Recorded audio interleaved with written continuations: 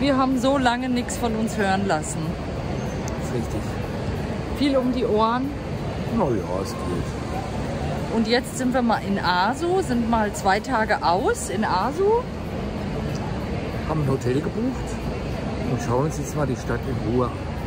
Und wir gehen jetzt gleich lecker essen im Maurice de Talleyrand.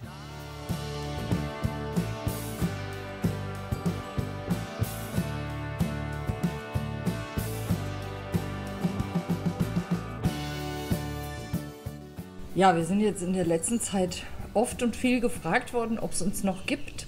Haben Leute per E-Mail geschrieben oder auch ein paar Kommentare oder sogar mir persönlich geschrieben. Finde ich total reizend, finde ich echt toll. Und ja, wir sind es natürlich allen Menschen schuldig, auch mal von uns wieder ein Lebenszeichen zu schicken und zu sagen, wie es uns geht. Und deswegen sitzen wir jetzt heute hier. Es ist vielleicht ein bisschen windig, es scheint gerade sich ein kleiner Wetterumschwung, Gott sei Dank, aufzutun. Ja, wir freuen uns hier immer über Regen, Ja. grundsätzlich. Es ist einfach fürchterlich heiß. Und wir haben eben tatsächlich überlegt, ob wir überhaupt uns hier raussetzen. Und dann haben wir gesagt, ja, aber drin im Haus und mit der Aircon im Hintergrund, das ist irgendwie auch nicht so. Ja, ihr wollt ja auch ein bisschen Atmosphäre spüren. Genau. Von Südamerika. Ja, und jetzt haben wir ein bisschen Atmosphäre. Ihr seht den schönen Himmel, aber es scheint sich ein bisschen was zusammenzuziehen und hoffentlich regnet es und hoffentlich kühlt es ab. Wir sind jetzt im Januar. Was haben wir denn heute? Sonntag. Den 26. Januar und es ist einfach wahnsinnig heiß. Also, das ist so. Es war letztes Jahr schon so, dieses Jahr ist es extrem heiß, an die 40 Grad. Und jede Abkühlung, jeder Windhauch tut einfach unglaublich gut. Und ich glaube, wir können es kaum erwarten. So März, April. Ja, dass man vielleicht auch mal den Kamin wieder anmacht. Naja, gut. Juli also, und ja, August. nein, ich möchte gar nicht an Wärme denken, auch nicht über einen Kamin. Nee. Der Pool, der könnte eigentlich ein bisschen kühler sein. Ist auch nicht mehr wirklich eine Abkühlung Nein. in dem Sinn. Ja, es ist mehr ein Badeerlebnis. Na gut. Ja, was ist passiert? Wir waren ja in Florida, da hatte ich noch mal ein Video hochgeladen. Das war auch nur der erste Teil, der zweite fehlt noch. Eigentlich der coolste, weil wir ja auf Kreuzfahrt waren.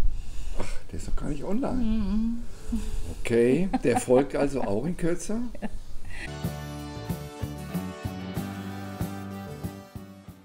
Ja, dann gab es ja noch ein kleines Highlight, Sabine, ne?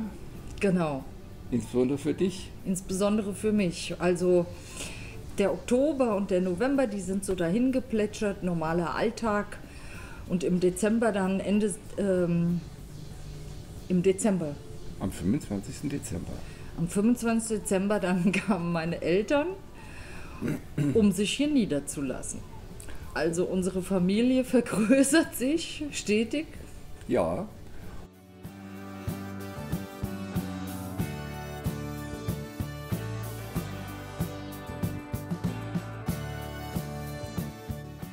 Um hier ihren Ruhestand zu genießen. Genau, um hier ihren Ruhestand zu genießen.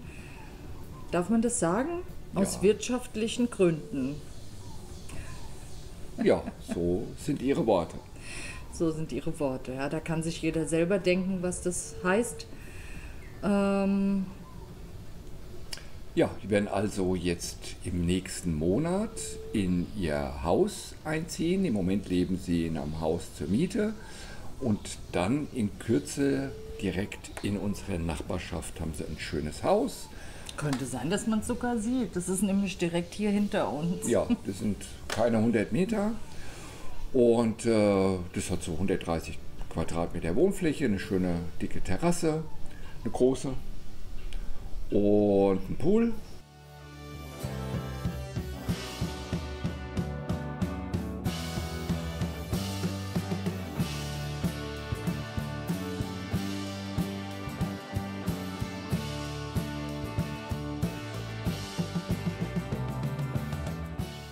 Und die Miete, also auch das werden sie mieten von unserem Bauleiter, ist sehr überschaubar. Um mal Kosten zu nennen, Was sind das etwa so 700 Euro inklusive Nebenkosten für einen Erstbezug in einem wirklich sehr schönen Haus? Ja, in einem großen, ordentlichen Haus, hast ja alles schon aufgezählt, gibt sogar eine kleine Galerie, Ja, wo man sehr schön geschnitten. sich eine kleine Leseecke einrichten kann, also wirklich schön geschnitten, ja. Ja. Und das Grundstück ist auch, ich glaube, 200. 1200 Quadratmeter, Ja, also super. Ja, da freuen wir uns sehr. Wir hatten ja erst gedacht, dass sie bei uns bauen, ist auch immer noch möglich. Grundstück ist groß genug. Aber das ist ja auch wunderbar, sich vielleicht einfach erstmal das Land anzuschauen und zu gucken, wie es sich hier anfühlt und zur Miete zu wohnen. Sie sind direkt nebendran. Ich glaube, da sind alle glücklich, sind alle zufrieden. Ja, das passt sehr gut. Das passt sehr gut. Ja, also das hat mich natürlich dann auch ziemlich eingespannt, wie es halt so ist, von Ankunft und Cedula machen und ein Auto kaufen und erstmal erklären, wie es hier so läuft, ein Bankkonto eröffnen.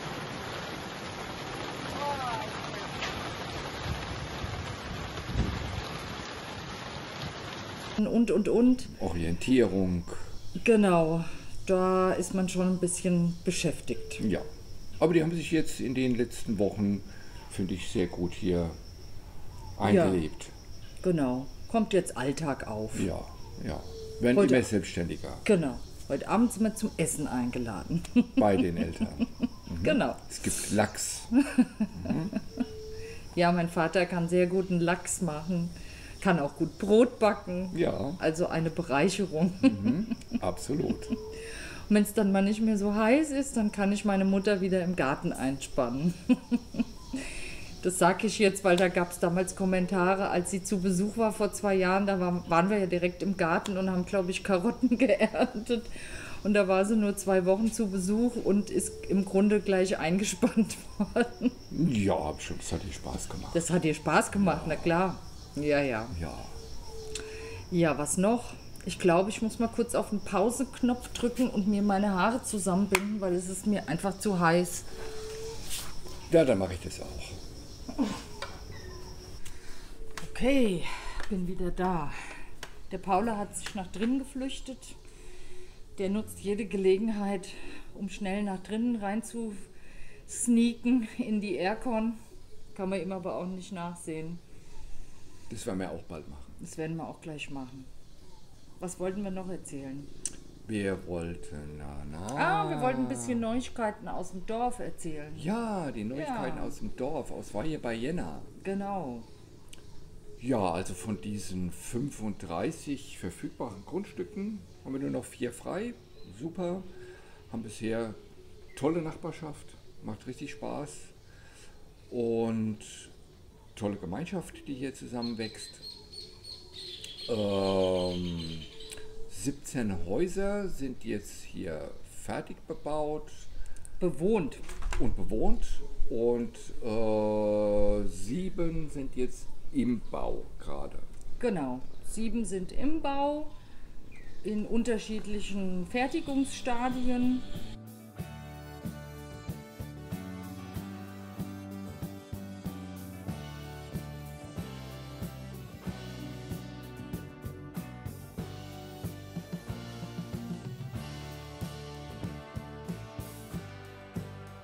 Das wird noch ein bisschen dauern, aber geht auch schön voran.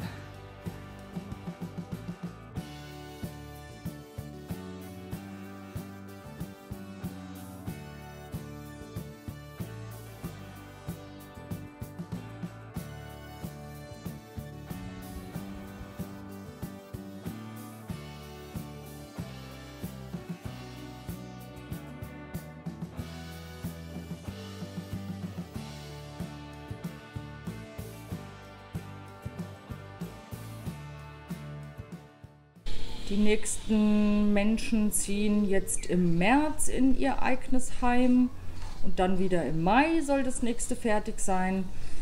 Und ja, dann haben wir schon 19 Parteien hier und die anderen Häuser sind weiter im Bau. Also Ja. Also ich denke, in den nächsten 2 Jahren ist das ganze Dorf hier fertig ja, oder so gut wie fertig. Ja. So ein Grundstück ist ja nie fertig, da kommt Garten anlegen, Gartenpflege dazu und so weiter und so weiter. da können wir ein Lied von singen. Ja, genau. Wir haben auch gerade noch mal eine Menge Rasen gesät bzw. gepflanzt. Ja, gepflanzt.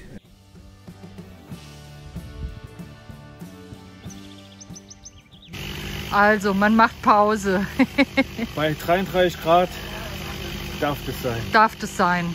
Aber sieht doch schon gut aus. Ja.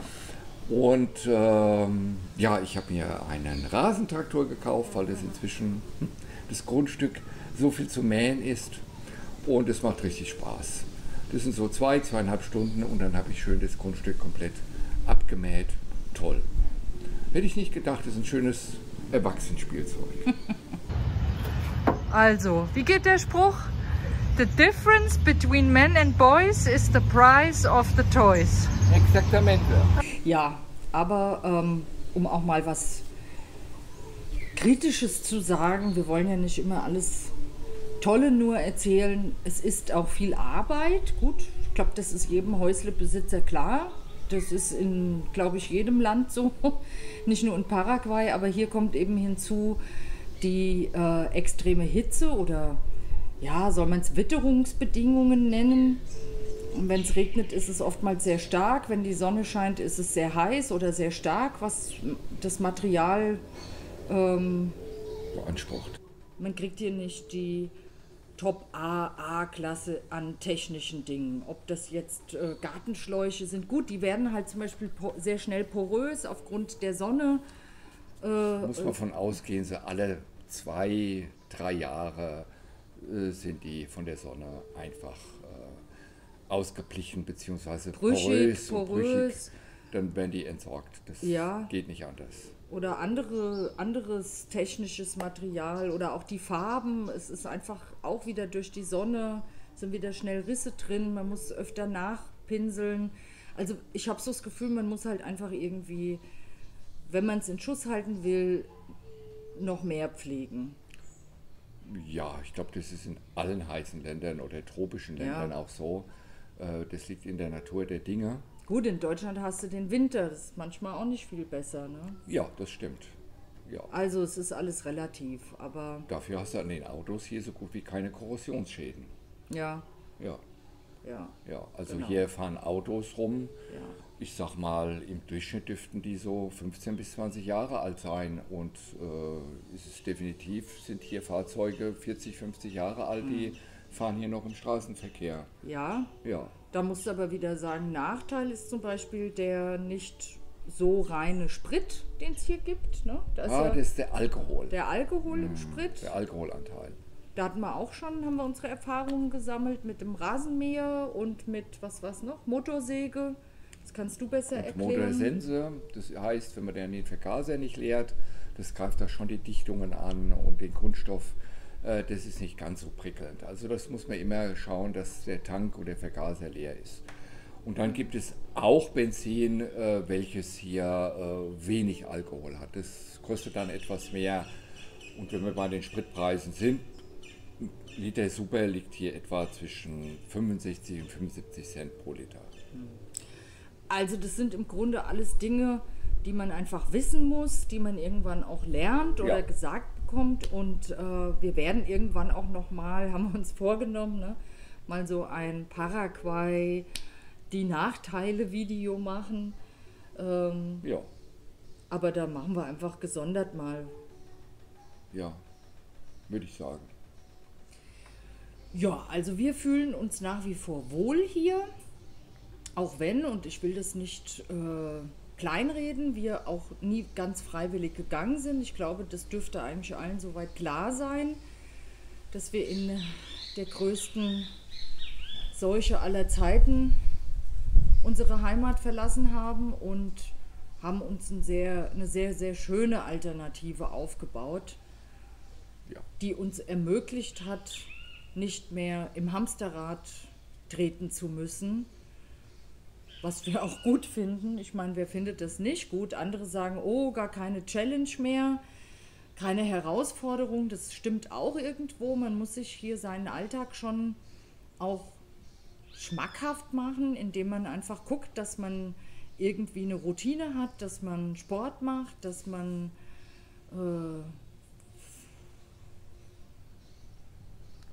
dass man in einem Rhythmus lebt. Ja. Ja. Es sind ja auch nicht alle, die nicht mehr arbeiten müssen. Das betrifft jetzt uns beiden und auch viele andere, aber es gibt natürlich auch genügend Menschen, die noch einem Job nachgehen. Meistens ist es ein Online-Job. Es gibt auch manche, die hier Arbeit gefunden haben. Es ist aber eher selten, würde ich mal sagen. Die Menschen, die einen Online-Job haben, die sind, glaube ich, ganz gut ausgelastet Ja. und zufrieden. Und haben ja im Grunde auch immer die Möglichkeit, von hier aus auch nochmal Urlaub zu machen oder woanders hinzugehen und haben eben hier ihr Domizil aufgeschlagen. Ja, das haben wir auch gemacht. Ja, wir haben damals gesagt, wir gründen jetzt hier unser Basecamp und entdecken mehr oder weniger die Welt und erstmal Südamerika. Da stehen jetzt auch noch ein paar Ziele an, die wir ansteuern. Da werden wir euch gerne auch mitnehmen. Ist halt nicht so leicht, wenn man Haus und Hof und vor allen Dingen 2 Hunde hat. Man muss eben immer gucken, dass die unter sind. Aber wäre in jedem anderen Land natürlich auch so. Ja, aber ich glaube, da haben wir sehr gute Unterstützung. Ja, klar, da haben wir gute Unterstützung und das Schöne ist eben, und das würde ich alles genauso wieder machen, dass wir hier in einer Dorfgemeinschaft leben, Ja, das ist wichtig. aber ohne dass es irgendwie größere Auflagen gibt, außer den logischen Menschenverstand, wie Menschen miteinander umgehen sollten. So Nachbarschaft, das ist natürlich, wir sind soziale Wesen, wir mögen das, wir lieben das. Wir sind jetzt nicht so die Einsiedler, aber die Möglichkeiten gibt es ja auch, sich da niederzulassen, ganz alleine, ohne weit und breit Nachbarschaft.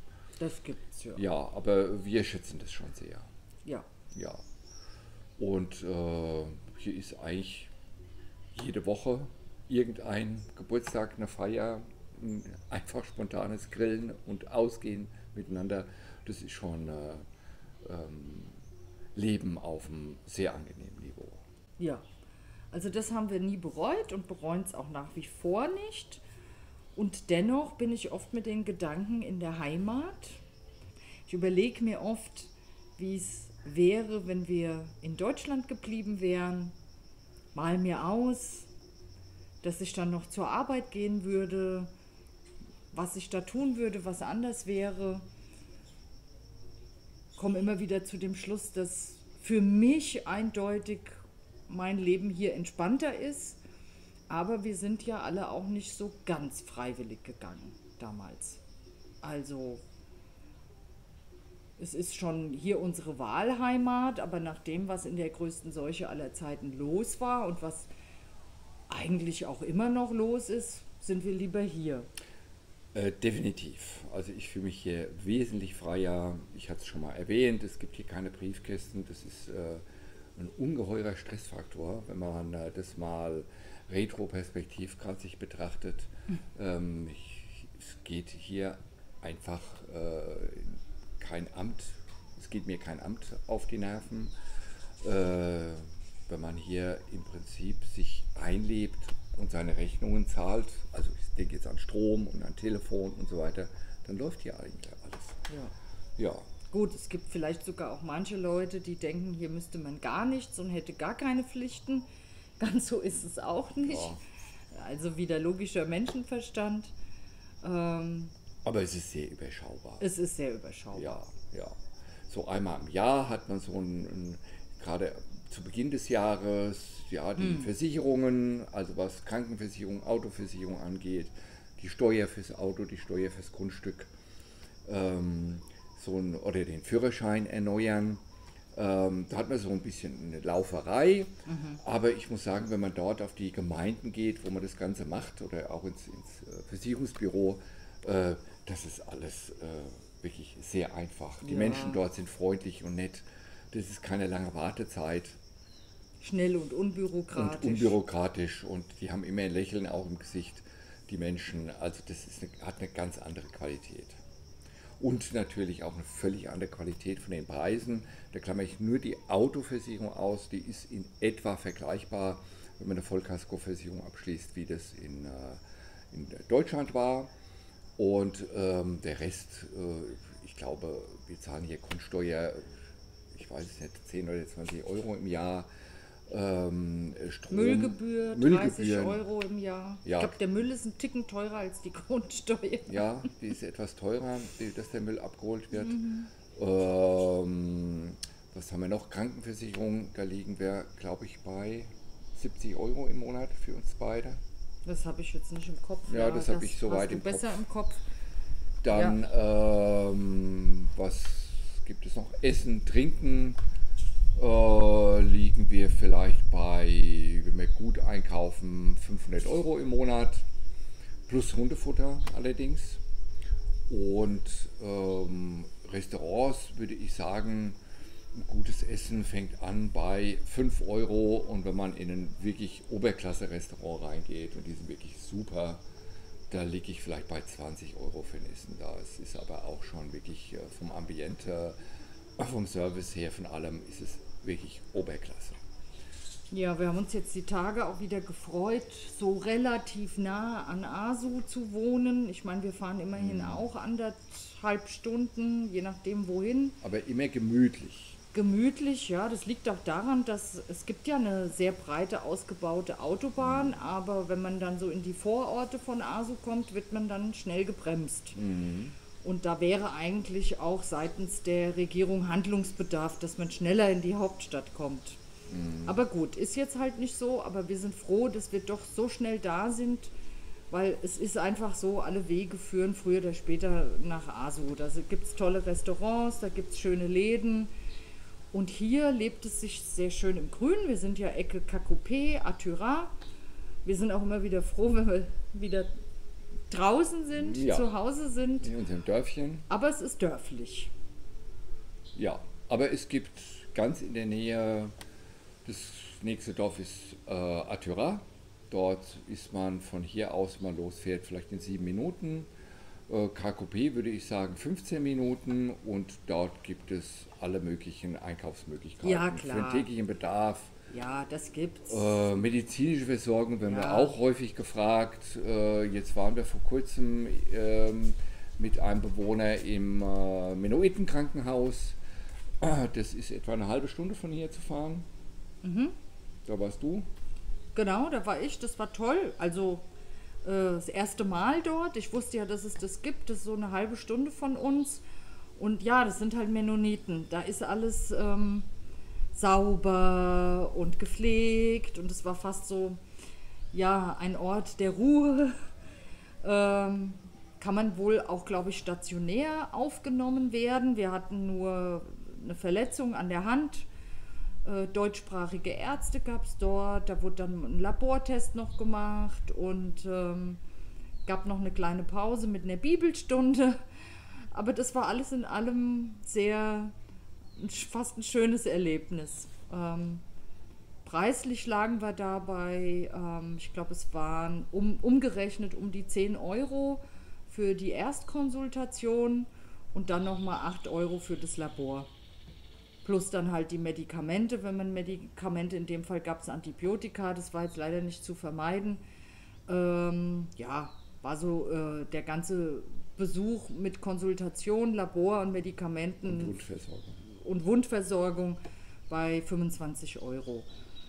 Also, dass man da auch mal so eine Hausnummer hat.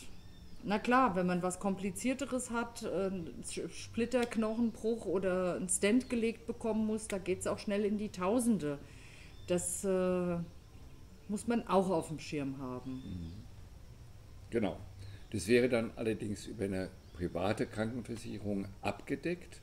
Man muss aber auch dazu sagen, jeder, der eine Cedula besitzt im Land, hat Anspruch auf eine kostenfreie medizinische Versorgung in einem öffentlichen Krankenhaus. Ja. Also auch hier ist für die Menschen gesorgt. Das finde ich toll. Also die müssen nicht extra eine Krankenversicherung bezahlen. Ja, genau. So, ja, ich glaube, wir kommen so langsam zum Ende auch schon, gell? Wir haben heute noch ein bisschen was vor. Außerdem ist die Batterie niedrig. Wir müssen uns ein bisschen beeilen, sonst müssen wir hier wieder alles neu starten. Und ja, was kann man abschließend so sagen? Wir melden uns natürlich jetzt wieder etwas häufiger, hoffe ich doch. Ja. Ich habe auch noch ziemlich viel Material, was ich so im Laufe der Zeit gefilmt habe, was ich dann nochmal zusammenschneiden will. Da bin ich gar nicht zu gekommen. So ein Kessel Buntes praktisch. So ein Kessel Buntes, genau. Wir haben nach wie vor immer noch Leute, die uns hier besuchen, die aus Deutschland kommen, die entweder Interesse haben, hier zu wohnen oder einfach sich das Land anschauen, weil sie Interesse haben, in diesem Land zu wohnen. Bei uns ist ja sowieso bald alles voll, aber wir werden auch das ein oder andere Projekt begleiten in unserer näheren Umgebung, von dem wir denken, dass es eine schöne Nachbarschaft wird. Ja, das auch seriös ist. Genau, da gibt es noch so ein paar Möglichkeiten, wo man kaufen, wohnen, bauen könnte, wenn man will. Vielleicht auch mieten. Die Nachfrage an sich ist natürlich im Vergleich zu 2021, 2022 etwas weniger geworden, aber beständig. Ja. Ja.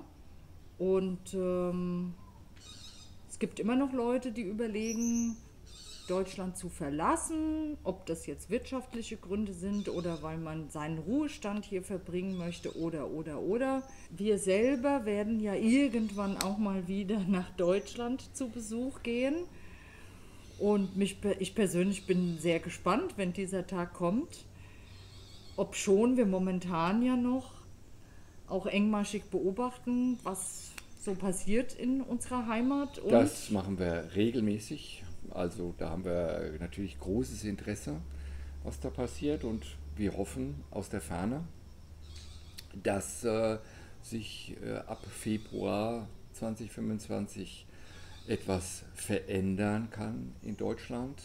Vielleicht nachhaltig verändern kann. Ja, denn was wir alles so lesen, und wir schauen uns auch internationale Presse an, also nicht nur die, wie sagt man so schön, die Hofberichterstattung, ne, die öffentlich-rechtliche. Und ja, wir drücken euch die Daumen. Wir sind hier mit großem Interesse dabei und wir haben den starken Eindruck, dass die ganzen Darstellungen von Wahlumfragen und Politbarometer nicht der Realität entsprechen. Aber wir beobachten. Wir werden sehen. Und wir sind mit dem Herzen dabei. Wir sind Deutsche und bleiben es im Herzen und wir sind stolz darauf. Und 2025 wird ein spannendes Jahr. Ganz, ganz sicher. Wir melden uns wieder. Wir bleiben alle in Kontakt. Ciao. Alles Gute.